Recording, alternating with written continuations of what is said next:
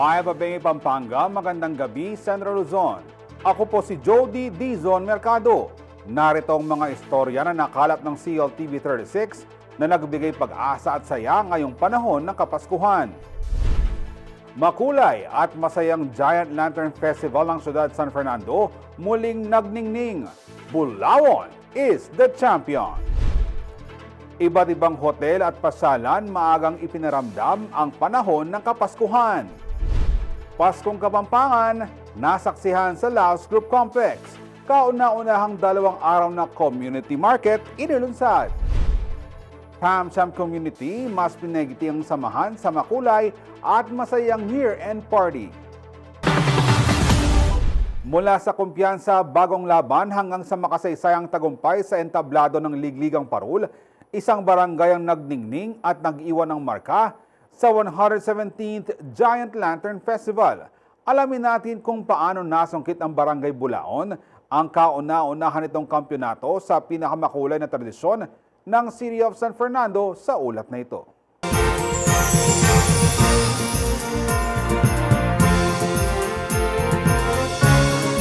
Ibigay ko nakikitang 100% na talagang akwane. Ganito kakumpiyansa ang kapitan ng Barangay Bulaon na si Laverny Gopez nang kapanayamin siya ng CLTV 36 News nitong November 2025 tungkol sa kahandaan nila para sa 117th Giant Lantern Festival. At hindi siya nagkamali dahil nitong Sabado, December 13 sa Robinson Star Mills. Ikayuing champion, Barangay Bulaon! Headed by Barangay Captain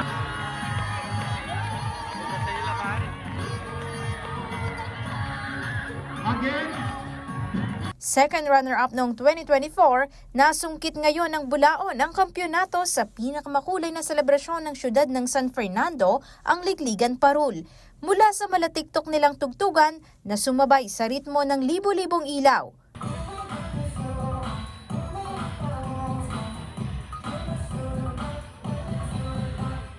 Sa mga imahe at talatang sumisimbolo kay Jesus, mensahe tungkol sa world peace, at syempre, ang highlight ng kanilang parol ay ang flipping images na tunay na fresh sa paningin ng mga hurado at higit 7,000 manonood na iuwi nila ang corona. Kwento ng lantern maker ni si Mark Nino Flores, 1 taon nilang pinag-isipan ang mga gimmick na ito. Yan, 1 year po namin pinag-isipan yan kasi gusto ko talaga perfect po yung papakita ng Bulawan ngayong taon. Kaya one whole year round po pinag-iisip ako ipapakita ng Bulawan ngayong taon. Pinagandaan namin talaga yung Giant Lantern na 2025 kasi January pa lang nag-prepare na kami ni Mark Flores, yung yung lantern maker ko. Sa kasaysayan ng Ligligan Parul, ito ang first time na nasungkit ng Barangay Bulaon ang championship title, kung saan inuwi nila ang 300,000 pesos na papremyo. Sobrang saya siyempre lalo na yun, nagbunga na pinaghirapan namin ang napumit at pagod na. Kasi talagang pinagandaan namin itong taon na to para makuha nga namin yung championship. Mo San Fernando yan, Pilipinas, mabilog yung mundo. Alben nakatamo at siyempre number 1, sumikat yung Barangay Bulaon, yung larangan na ng pamakuwang parol. At saka siyempre San Fernando, balota naman, traditional na yung San Fernando talagang pamakuwang parol. Para naman kay GLF 2025 Committee Chairperson Engineer Noel Gomez, tunay na world class ang ipinakita ng 10 barangay na kalahok sa taon ng festival. Nakakamaha, no? Lahat nagulat sa galing. Iba-ibang style, iba-ibang prosesong ginawa nila. So, I'm sure by next year, mas makakakita pa tayo ng higit kasi magiging inspirasyon yan kasi lahat tinatarget. Pero, sa likod ng bawat gimmick ay ang mga rotor operator na silang nagpapaandar sa mismong higanting parol.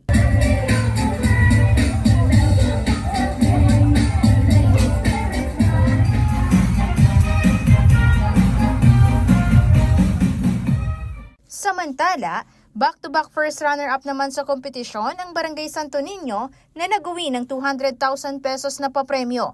Pinangunahan ito ni Kapitan Janino Padilla, katuwang ang lantern maker na si Byron Bondok. Pumwesto naman bilang second runner-up ang Barangay Dolores sa pangunguna ng lantern maker na si Teddy Aguilar at sa liderato ni Kapitan Alan Pacho. Tumanggap sila ng 100,000 pesos na premyo. Unforgettable din ang pagkakapanalo ng Barangay Kalulot bilang third runner-up dahil ang humawak ng kanilang parol ay ang 18-year-old female lantern maker na si Shakina Bondok.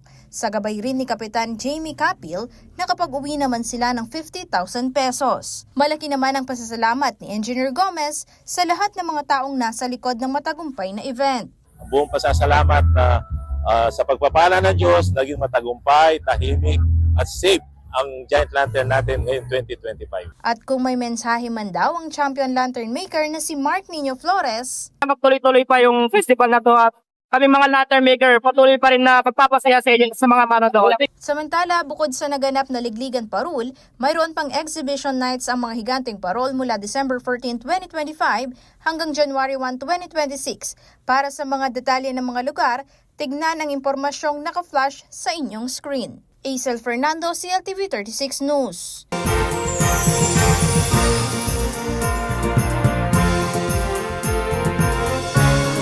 Bago pa man tumunog ang kampana ng Disyembre, ramdam ng Pasko sa City of San Fernando, Pampanga nang pailawan ang mga parol na tatak Fernandino. Simbolo ng tradisyong patuloy na nagbibigay liwanag, buhay at saya sa tinaguriang Christmas capital of the Philippines. 5, 4, 3, 2, 1!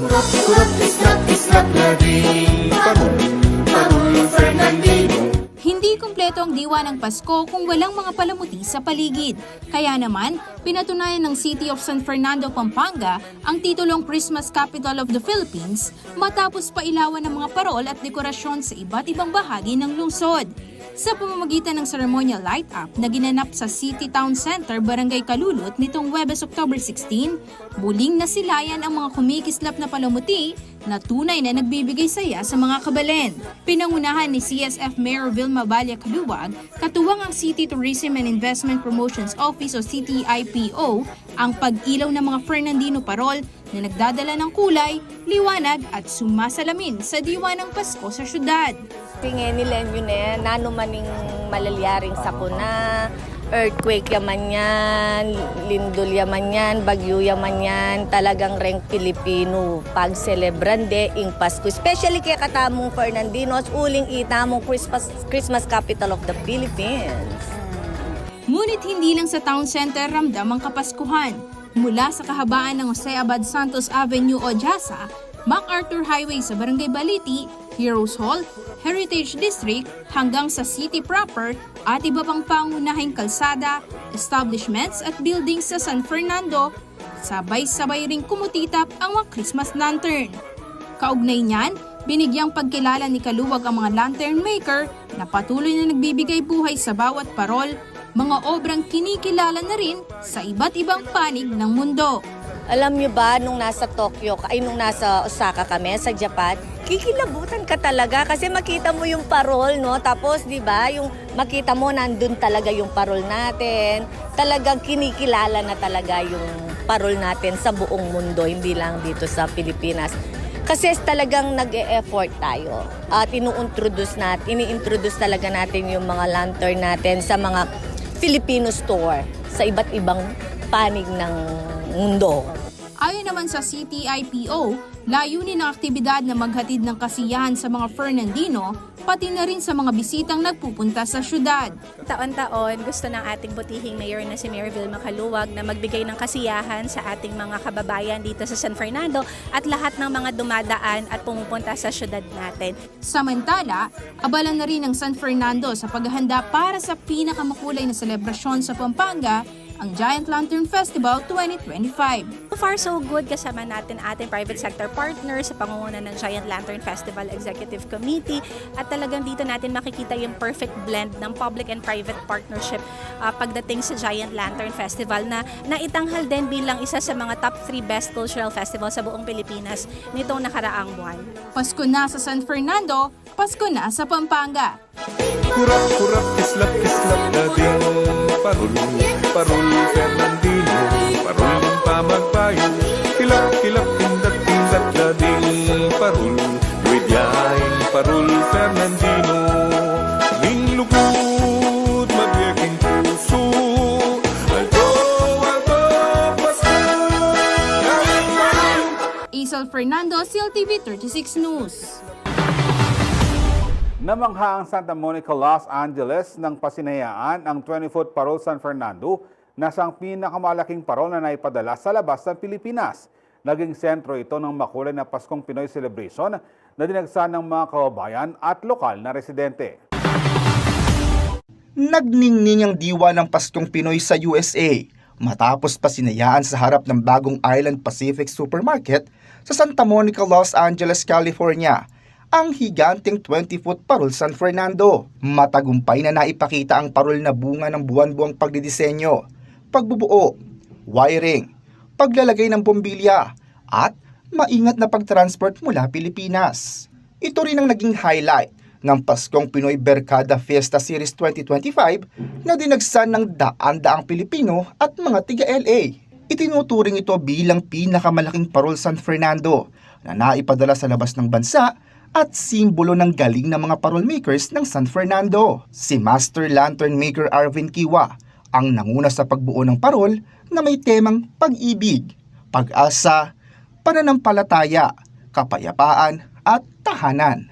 Kaugnay niya, nagpaabot ng pasasalamat si Mayor Vilma Valle Caluwag sa Island Pacific at Department of Trade and Industry, Philippine Trade and Investment Center o DTI-PTIC sa pagbibigay ng global platform para sa kulturang Fernandino.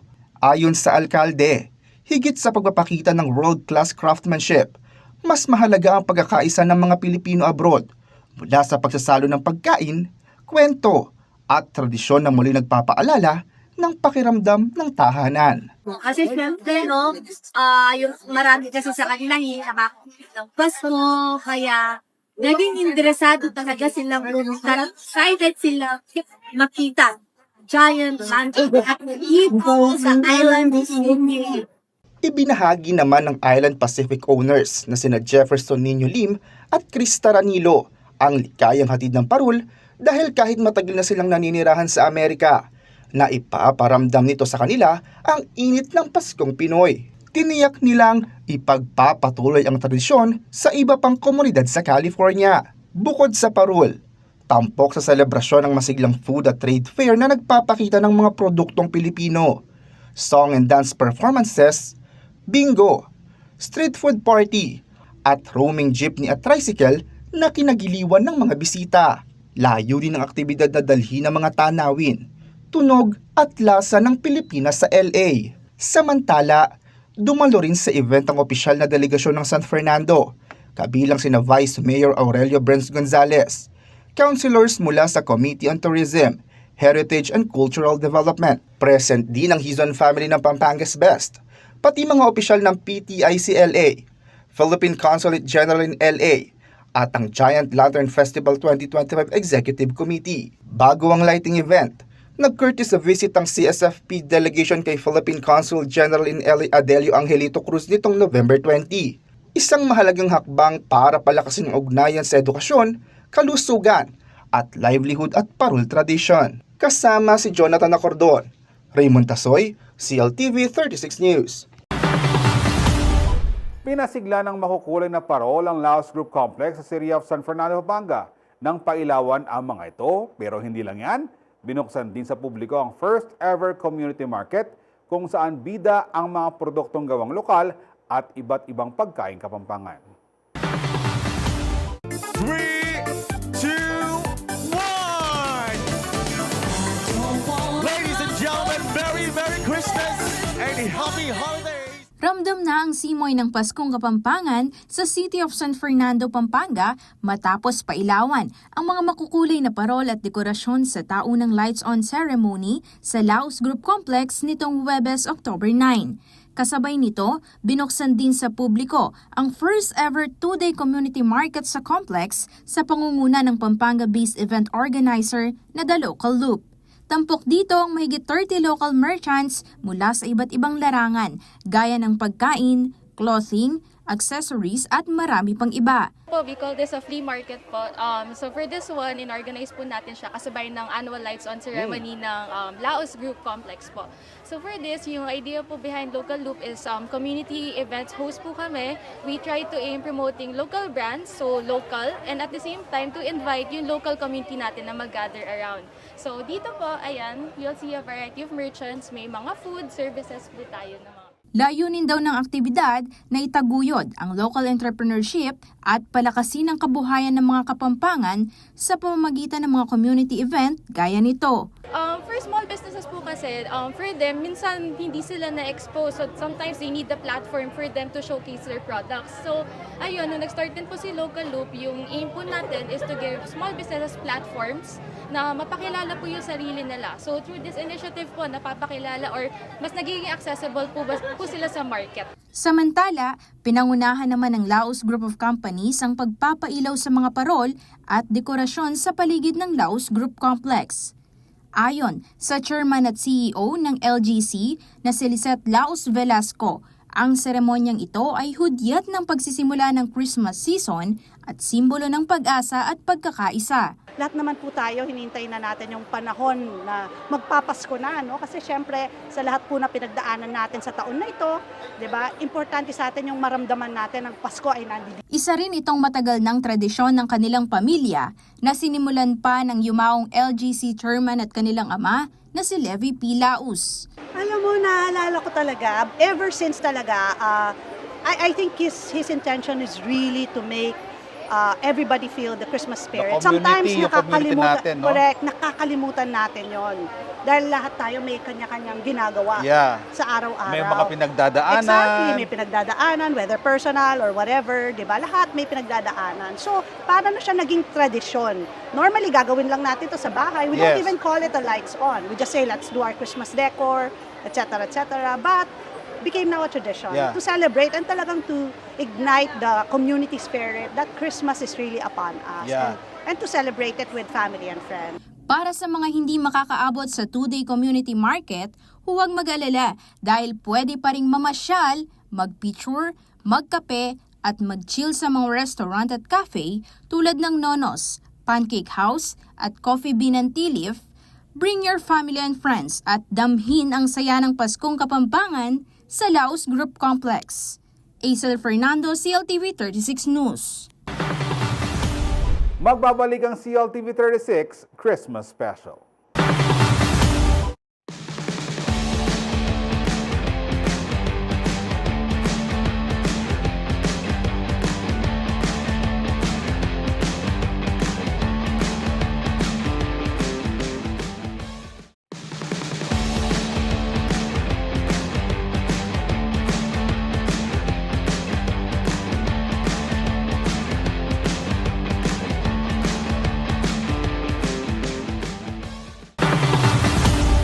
At nagbabalik ang CLTV 36 News Christmas Special. Ramdam na ramdam ang kilig at saya ng Pasko sa Midori Clark Hotel and Casino matapos pailawan ng kanilang malakristal na Christmas tree. Sa mga nagbabalak ng rest and recreation, swak na swak ang pagkakataong ito para sa perfect holiday experience. Crystal Wonderland, Crystal Town, Pure Wonderland. Sa pagpasok ng malamig na simoy ng hangin at pagkinang ng kaliwat ka ng Christmas displays, isa na namang hudyat ng nalalapit na Kapaskuhan ang nasilayan sa Clark, Pampanga. Muling nagningning ang lobby ng Midori Clark Hotel and Casino matapos opisyal na sindihan ang kanilang malakristal na Christmas tree nitong Biyernes, November 14, 2025. Para kay Clark Development Corporation o CDC President and CEO, Attorney Agnes V.S.T. de Manadera, ang lighting na ito ay sagisag ng pag-asa, pagbangon at pasasalamat. Christmas in Clark is for the family. Christmas in Clark is with the environment. Christmas in Clark is with the green grass of the parade ground. That's Christmas in Clark. Dagdag pa ni de Manadera, lubos na pinaghahandaan ng Clark ang holiday season. We have to make sure that our grass are trimmed. The grass is trimmed everywhere. We have to make sure that we have all the symbols of Christmas And most of all, is a call to all people, to the people of Clark, the people of Pampanga, that Christmas is remembering and be grateful for all the things that we have received for the entire year, years before, and the coming years. At sa gitna ng pagdiriwang, ibinahagi rin niya ang kahalagahan ng pangangalaga sa kalikasan, lalo't kamakailan ay muli na namang nagdaan ang mga kalamidad sa bansa. We were just through some typhoons, but we should be very thankful that we were not actually affected because no less than the mountains spared us and protected all of us. And I think we have to always remember that we must be able and always take care of the environment. It is a proof that when we take care of our environment, then the environment takes care of us. Tampok din sa programa ang iba't ibang magical at entertaining performances.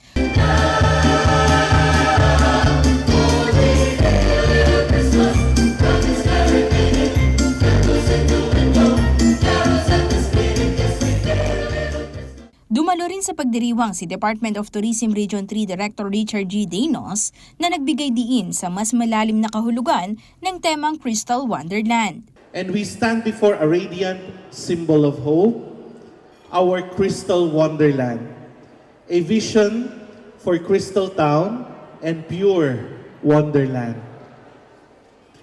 This theme speaks of beauty and elegance. It is a gentle nudge of what Christmas truly represents. Clarity, purity of intention, and the light that guides us through uncertain times. Para kay Daynos, ang liwanag ng Pasko ay paalala at gabay, lalo na sa panahong maraming kinahaharap na suliranin ang lipunan. A crystal wonderland symbolizes transparency and truth. Pure Wonderland invites us to rediscover the purity of purpose, the simple joys, and the genuine connections. And may the spirit of Christmas be our guiding light, one that leads us to healing, to unity, and a future shaped by hope. Aisel Fernando, CLTV 36 News. Napuno ng kulay, saya at pagkakaisang Car World Showroom sa pagdiriwang ng PamCham community sa kanilang makulay na Christmas Rainbow Sparkle Wonderland year-end celebration.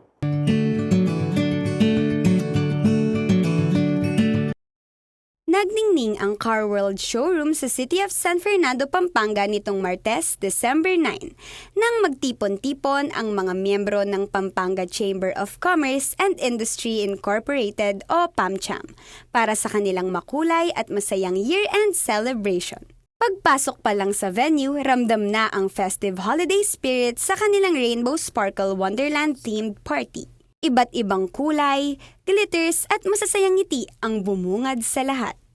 At agad na pinainit ang gabi ng sunod-sunod na raffle draw kung saan kanya-kanyang sigawan at hiyawan ang mga miyembro habang hinihintay matawag ang kanilang pangalan. At nang nagsimula ng i-play ang TikTok dance competition, napawaw ang lahat at literal na nagwala ang crowd to the highest level din ng indakan at palakpakan. Sinabayan pa ito ng live singing contest na nagpasabog ng talento at aliw, dahilan para mas maging buhay na buhay ang gabi ng PamCham community. Ayon sa Vice President and Executive Director ng Laos Group of Companies at PamCham Vice President na si Dior Laos, taon-taon nilang inaabangan ang Christmas party dahil chance din nila ito para makapag-unwind at mag-enjoy. At the end of the year, we always look forward sa PamCham Christmas party. And ito yung gathering namin that goes beyond the business, no? So it's our time to actually unwind, di ba? Dress up for the occasion, enjoy each other's company. So actually very grateful kami kasi ang dami nag-attend. Nakita namin ang dami nag-enjoy. So we're really happy to see the PamCham community in a different angle. Samantala, nagpaabot ng pagbati si PAMCHAM President Attorney Paul Yusi para sa isang makulay, masaya at matagumpay na pagtatapos ng taon para sa organisasyon. Well, my Christmas wish for the whole PAMCHAM is to sustain the membership, to have more members, to have more activities that would help the members of Pampanga Chamber of Commerce. No? Prosperous New Year for PAMCHAM and the whole of Pampanga and the whole of Region 3. Sa huli, pinasalamatan ng PAMCHAM Treasurer na si Malu Garbes ang lahat ng miyembro sa kanilang suporta at pakikiisa sa industriya. All ng Pampanga Chamber of Commerce and Industry, I would like to thank ang ating mga very supportive and very cooperative members ng PAMCHAM. Kayo po ang bumubuhay sa PAMCHAM.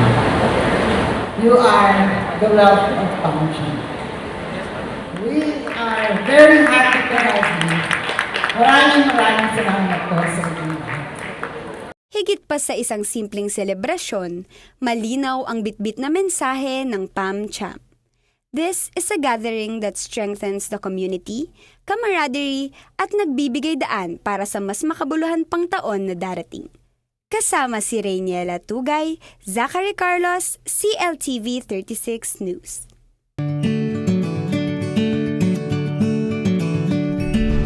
At sa ng special report ng CLTV 36 News ngayong Pasko.